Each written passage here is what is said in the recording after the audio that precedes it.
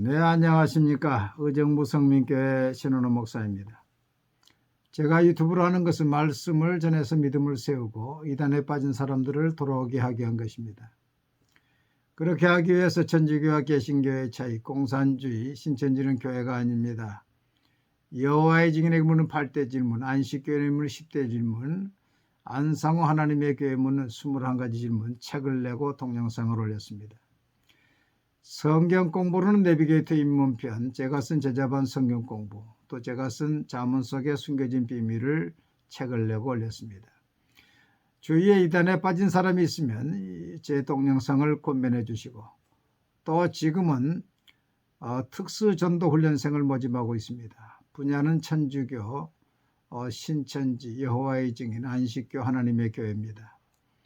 많이 신청해 주시기 바랍니다. 제 책을 받으시고 한 40분씩 한 10번 전화로 공부하면 마스터할 수가 있습니다.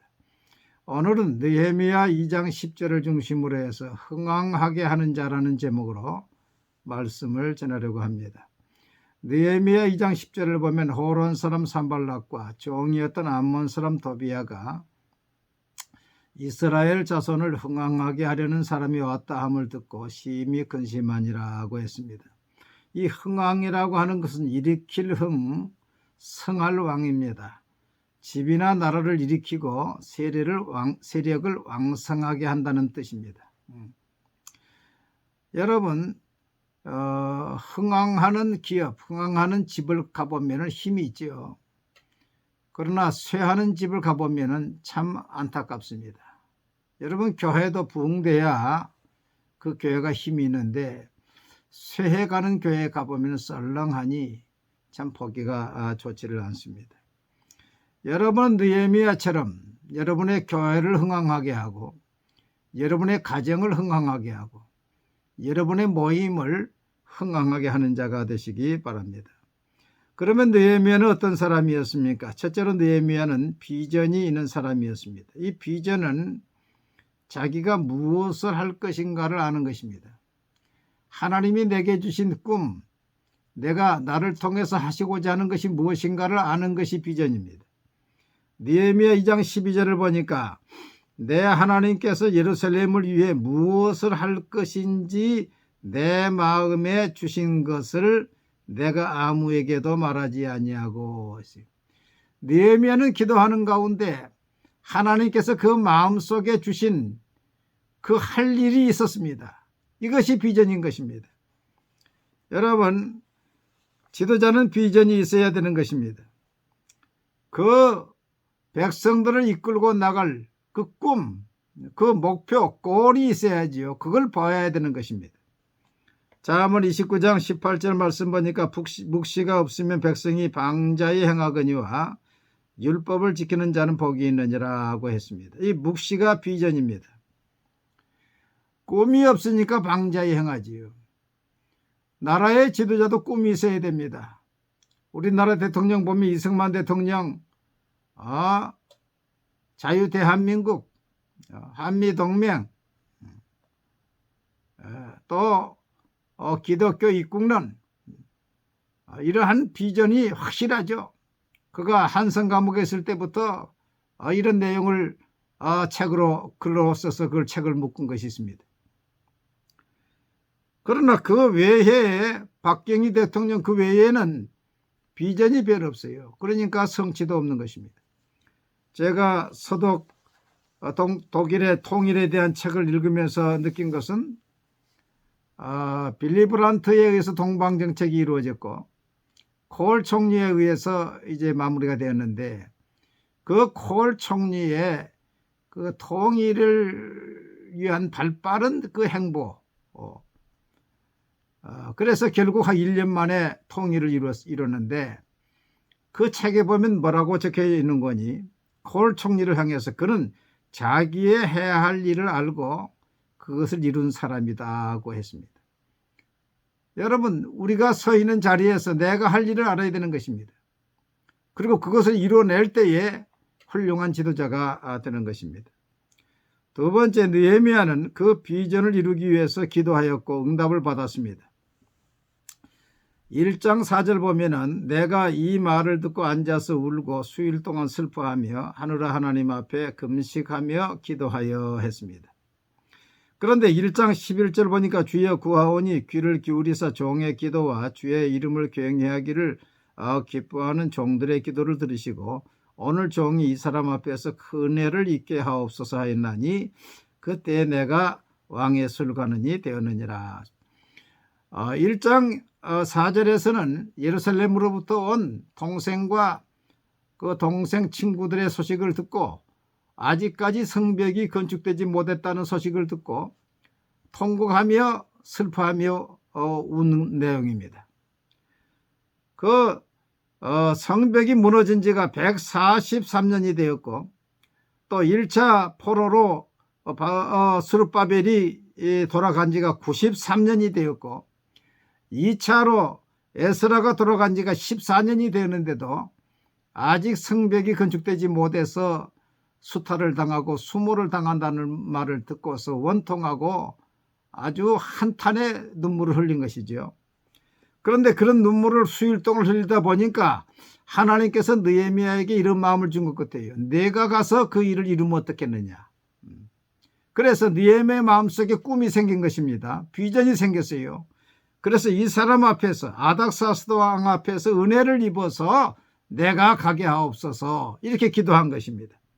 이런 기도는 즉시 응답을 받아서 2장 1절에 보니까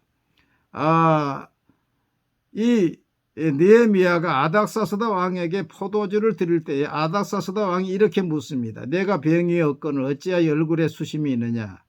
이는 필연 내 마음에 근심이 있음이로다. 느헤미야가 내 조상들의 묘실이 있는 성읍이 이제까지 황폐하고 성문이 불탔으니 내가 어찌 얼굴에 수심이 없사오리까. 아닥사스 그러면 내가 무엇을 원하느냐. 응답이 빨리 왔어요.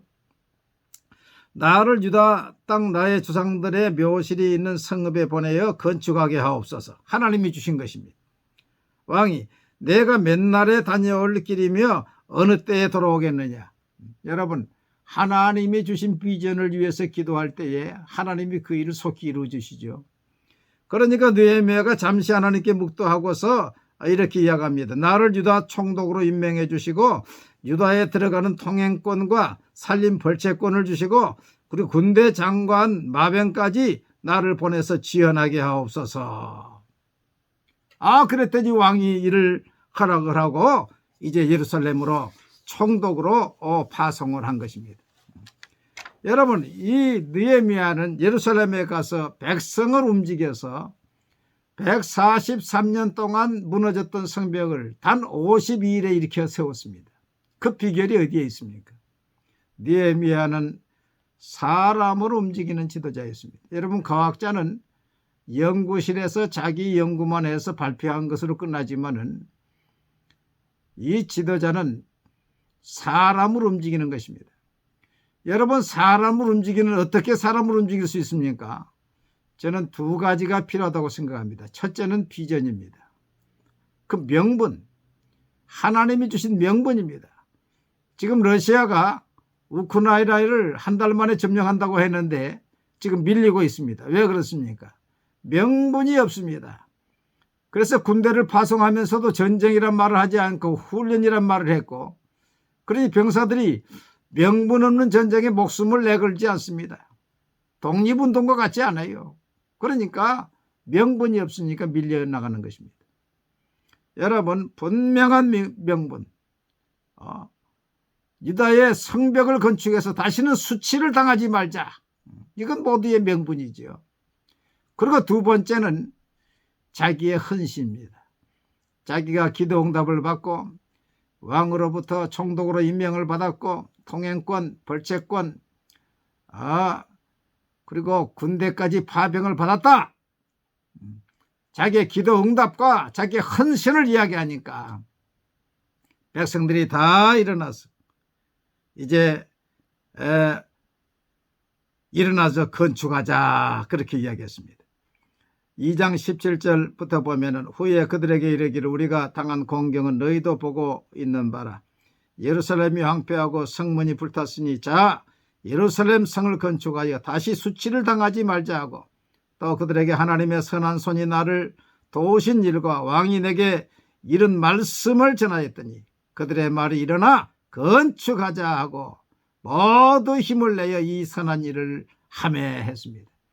그래서 느헤미야는 그 뜨거운 마음을 38개 그룹으로 나눠 가지고 각 그룹을 이제 건축하게 하니까 그 성벽이 52일 만에 건축하게 된 것입니다. 여러분, 여러분이 교회의 지도자들입니다. 각부 회장도 지도자들입니다. 여러분에게는 비전이 있어야 됩니다. 이 그룹을 어디로 이끌어갈 것인가, 하나님이 여러분에게 주신 그 일이 있어야 되는 것입니다. 아직 그 일이 없으면 기도하십시오. 하나님께 기도하면, 작정 기도하면 하나님께서 소원을 주시고 꿈을 주실 것입니다. 그러면 그 다음에 그 분명한 명분을 위해서 여러분이 뛰어드십시오. 헌신하십시오. 마중물을 심고 믿음의 씨앗을 들이십시오. 여러분이 뛰어들어가면은 여러분의 그룹들도 같이 그 일에 협력해서 하나님의 놀라운, 그래서 교회가 흥황하게 되고 부서가 흥황하게 될 것입니다. 여러분, 올해도 이제 각 부서 총회를 다 마쳤습니다. 이제 지도자들이 세워졌습니다. 여러분, 느헤미야 같은 지도자가 되어서 여러분의 가정을 흥황케 하고 부서를 흥황케 하고 교회를 흥황케 하는 성도들이 꼭 되시기를 바랍니다. 감사합니다.